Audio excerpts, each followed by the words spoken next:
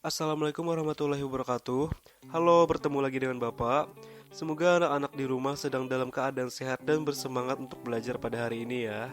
Jadi pada hari ini kita akan belajar tentang preposition. Nah, apa itu preposition? Perlu diingat ya. Jadi, preposition merupakan kata yang sering digunakan. Preposisi atau preposition dalam bahasa Inggris adalah kata yang menghubungkan frase kata benda atau noun, kata ganti atau pronoun, atau ke beberapa kalimat bagian lain di dalam kalimat. Berikut adalah beberapa penggunaan preposition yang bisa kita dapatkan. Yang pertama ada to the office, yang kedua at the desk, kemudian in an hour, next about myself, and the last one atau yang terakhir ada on the table. Perlu kita ketahui bahwa preposition digunakan untuk menunjukkan arah, lokasi, waktu, atau untuk memperkenalkan objek. Berikut adalah contoh penggunaan preposition on, at, serta in. Nah, untuk yang pertama kita mulai dari on dulu ya. Jadi on digunakan untuk mengekspresikan permukaan sesuatu. For example, contohnya I put a blanket on the bed. Artinya, saya meletakkan selimut di tempat tidur. Kemudian contoh yang kedua, the book is on my desk. Bukunya ada di meja tulis saya atau di meja belajar saya. Kemudian on juga digunakan untuk menunjukkan hari dan tanggal. For example, I was born on the 6th day of January 1999. Saya lahir pada tanggal 6 Januari tahun 1999. Kemudian coba kita lihat lagi contoh yang kedua. Karina and Selena comes on Tuesday. Artinya, Karina dan Selena datang pada hari Selasa. Next, on digunakan untuk menunjukkan perangkat atau mesin seperti telepon dan komputer. Bisa kamu lihat di sini ya contohnya. Di situ ada my favorite movie will be on TV tonight. Atau artinya, film kesukaan saya atau film favorit saya akan ada di TV malam ini. Nah, di kalimat ini yang perangkatnya adalah TV. Jadi, on TV tonight. Jadi, on itu sebelum sebelum kata bendanya, sebelum perangkatnya. Nah, jadi my favorite movie will be on TV tonight. Nah, sekarang kita coba ke contoh yang kedua. Di situ ada she was on the phone yesterday morning. Nah, di kalimat ini, kalimat yang menunjukkan perangkat atau mesinnya adalah phone. Jadi, on the phone. She was on the phone yesterday morning. Jadi, on-nya diletakkan sebelum kata perangkat atau mesin atau sebelum kata benda.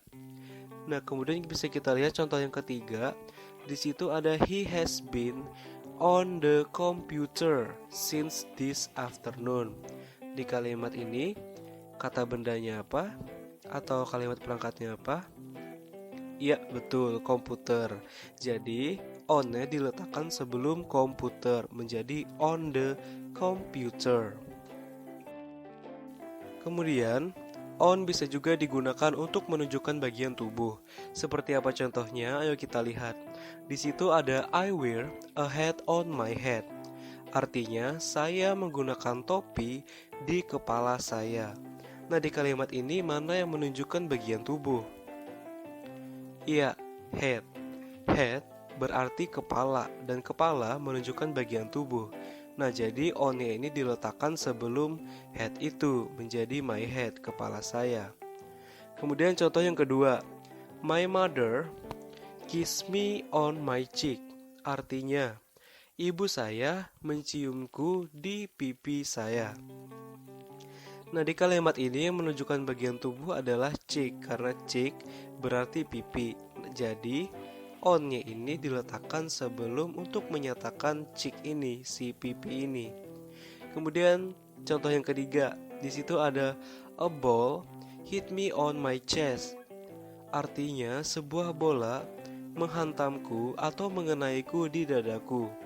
Dada itu menunjukkan bagian tubuh.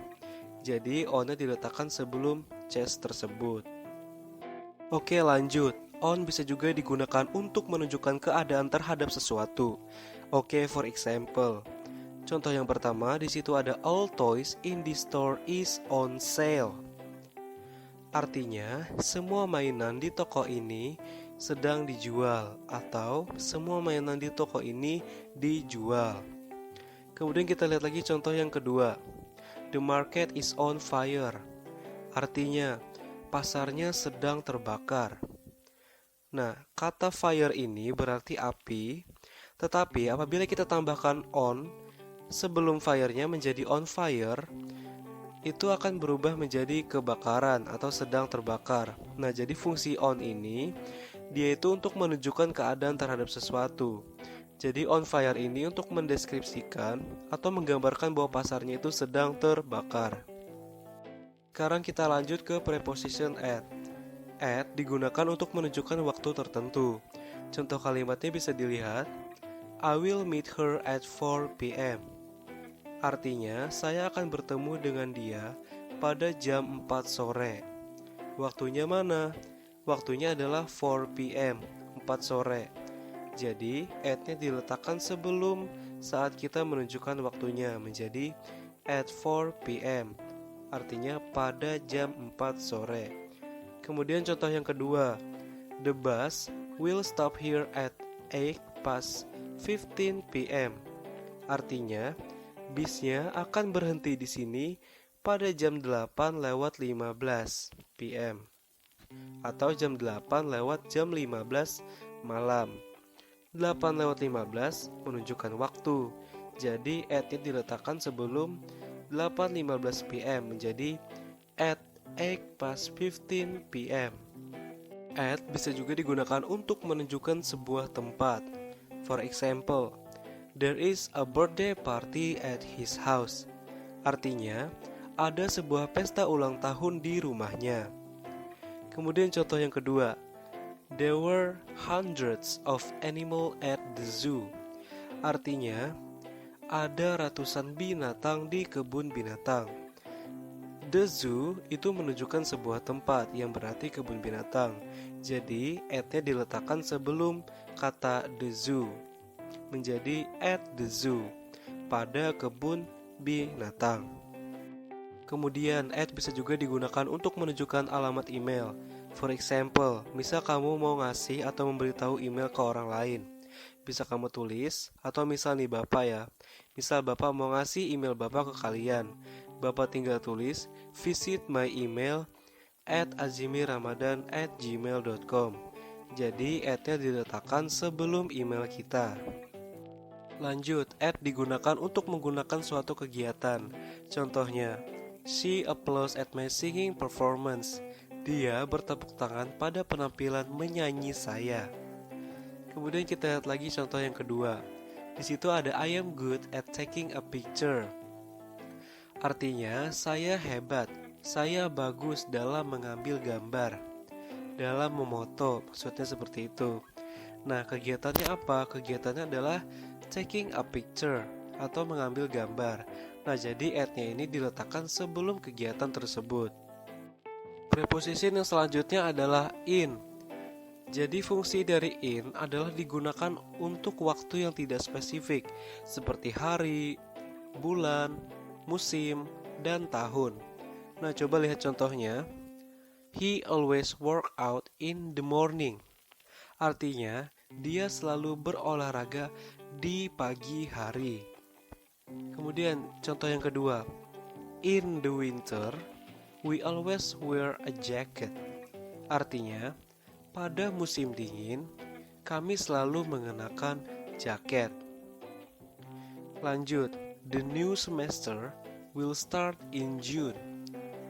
Artinya, semester baru akan dimulai pada bulan Juni.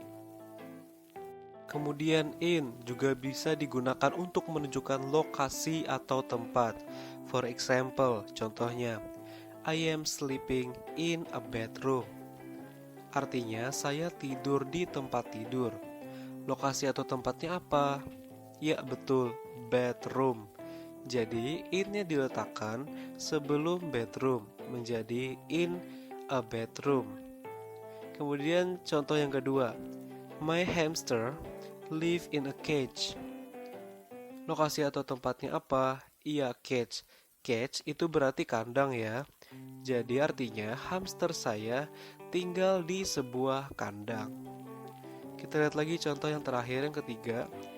Di situ ada my hometown is Banjarmasin, which is in Kayutangi. Artinya adalah kampung halaman saya adalah Banjarmasin, yang dimana berada di Kayutangi. Seperti itu.